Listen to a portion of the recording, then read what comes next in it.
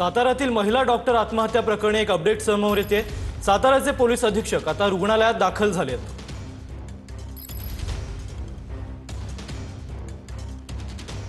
ग्रामीणचे आणि अजून एक सिव्हिलियन व्यक्ती आहेत। अशा दोघांविरुद्ध मानसिक आणि शारीरिक छळाच्या आणि बलात्कार केल्याच्या म्हणजे त्याच्याकरता मी आत्महत्या करते अशा अर्थाने लिहिल्यामुळे गुन्हा दाखल करण्यात आलेला आहे। बलात्कार आणि आत्महत्येस प्रवृत्त करणे असं दोघांविरुद्ध।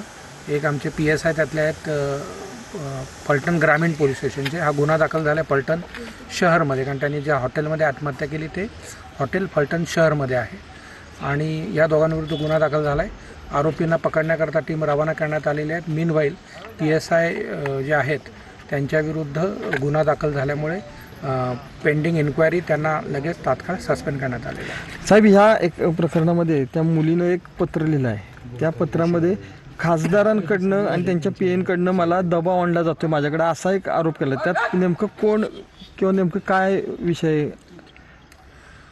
नाही, याच्यामध्ये म्हणजे हा जो गुन्हा आहे याच्यामध्ये त्यांनी तर ही जी दोन नावं लिहिली आहेत ती म्हणजे मानसिक आणि शारीरिक छळ आणि बलात्कार अशी आहेत। आता ह्या ज्या चिठ्ठीचं तुम्ही म्हणताय किंवा तक्रारीचं, त्याच्यामध्ये मी जी प्राथमिक माहिती घेतली त्याच्यानुसार या डॉक्टरांनी जेव्हा पोलीस अटक करतात आणि साताऱ्यातील महिला डॉक्टर आत्महत्या प्रकरणाची दखल आता राष्ट्रीय महिला आयोगाने घेतली आहे।